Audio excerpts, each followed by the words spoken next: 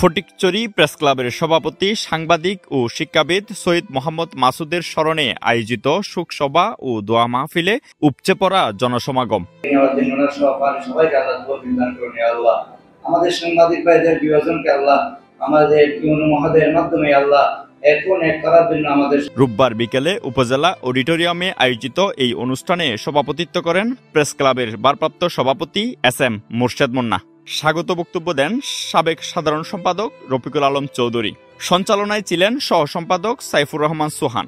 বক্তারা বলেন, সৈয়দ মোহাম্মদ মাসুদ শুধু একজন সাংবাদিকই ছিলেন না, ছিলেন প্রকৃত শিক্ষাবিদ, সংগঠক ও নিবেদিত প্রাণ সমাজসেবক। তার লেখনী ও কর্ম ফটিকছড়িবাসীর জন্য চিরস্মরণীয় হয়ে থাকবে। মাসুদ ভাইয়ের জন্ম থেকে নিয়ে পুরোটাই মাসুদের। তো যাই হোক, সর্বশেষ অসুস্থতা সহ নানান বিষয়ে কথা হচ্ছিল। এত আল্লাহর ইচ্ছা ওনার হায়াতে, ওনার ছোট ছোট 3টা বাচ্চা, এগুলো দেখে খুব, আমি যত জায়গায় ওনার সম্বন্ধে শুনেছি প্রত্যেক জায়গায় ভালো কথা শুনেছি। এখন পর্যন্ত কোনো জায়গায় কোনো খারাপ কথা আমি শুনিনি।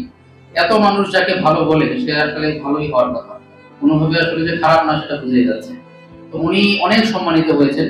অনুষ্ঠানে উপস্থিত ছিলেন উপজেলা নির্বাহী কর্মকর্তা মোহাম্মদ মোজাম্মেল হক চৌধুরী, সহকারী কমিশনার ভূমি মোহাম্মদ নজরুল ইসলাম, চট্টগ্রাম মহানগর জামায়াতের সেক্রেটারি অধ্যক্ষ নুরুল আমিন, উপজেলা বিএনপির সদস্য সচিব জহির আজম চৌধুরী সহ রাজনৈতিক, সামাজিক ও ব্যবসায়ী অঙ্গনের শীর্ষ ব্যক্তিবর্গ। এছাড়া প্রেস ক্লাবের বর্তমান ও সাবেক নেতৃবৃন্দও উপস্থিত ছিলেন।